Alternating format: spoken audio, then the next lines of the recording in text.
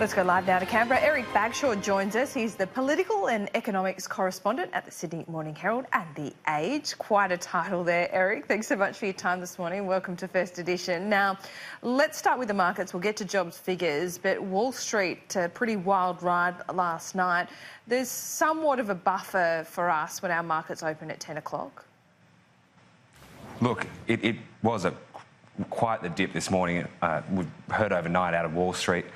About 800 points it fell, basically out of recession fears. What's happened is that the bond yield curve has inverted, and so it basically means that investors think there's a higher risk in the short term than there is in the long term. So it's pointing to the possibility of a recession, and that's absolutely spooked markets overnight.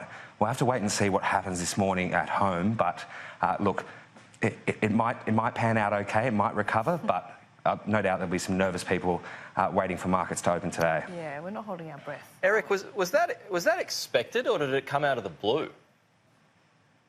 Look, in some ways it has been expected, but this flip is really a sign that that occurred first in 2007 and has preceded every recession before then. So it really is not a good sign. It's not what you want to see when those bond yield curves invert.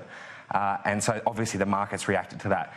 There isn't a recession every time it does happen, but it's, as I said, not a good sign at all. No, not a good sign. But look, Jennifer Westacott and others have been pretty positive about Australia and how much we are inoculated from Wall Street and what's going on in Europe, but also that there's some underpinning strengths in the European markets and the European economies. We're going to look at jobs figures today. Of course, the RBA has a fixation on the unemployment rate at the moment. Will there be any joy? Look, people might be getting their hopes up, but I don't think so. I reckon it's probably going to be pretty stable at 5.2%.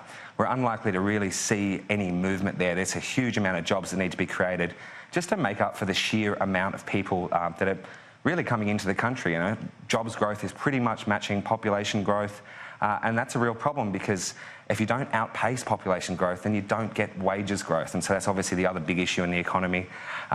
Yes, we are somewhat immunised, if you will, from some of the jitters on Wall Street, and that's because our fundamentals are slightly stronger, probably in Australia, but likewise, you know, we have seen some of those strong.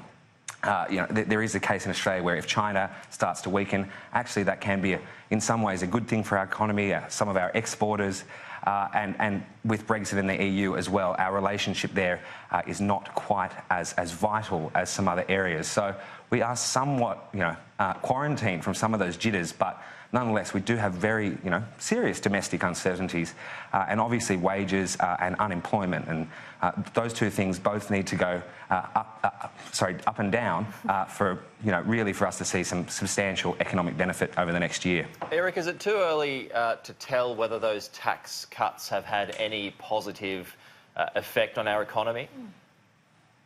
It is too early to tell, yeah. We'll have to wait another month at least, and then probably another couple after that to really be able to gauge it. The latest figures we've got are June, and so unemployment, the one coming out today, will go towards July, and that's only when the very first and most eager tax cuts would have been received, but not nearly enough time for people to start spending. What's your read on the political reaction? Josh Frydenberg wants to deliver this surplus come hell or high water, but, you know, the commodity prices have been a lot higher than the budget and Treasury forecast back in May, so it's looking pretty good for delivering that surplus. We could already be in surplus right now. We'll have to wait to MyEFA at the end of the year. But the RBA is essentially begging government to just spend more on infrastructure and bring some of those projects forward. But there's really no indication that Frydenberg and the government is willing to do that at this stage. Are you seeing any chinks of light there? Look, to be honest, they're not budging. They are determined to deliver that surplus come what may, and certainly every discussion I've had with the Treasurer and others in government, that has been the key you know, landmark that they've really set down. They want to deliver that surplus. Look, and then once they do that, who knows what could happen after that? We might even have a revised deficit the year after. all that matters to them right now is delivering that surplus, and they simply won't countenance the idea of spending more on infrastructure, as the RBA governor has been calling for, if it was to put that surplus in jeopardy.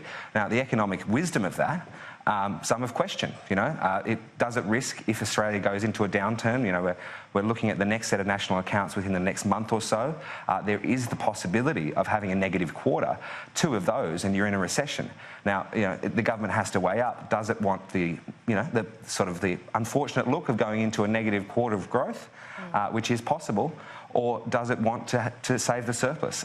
It's a question that they're probably going to be thinking pretty hard about, but at this stage, it's surplus or nothing.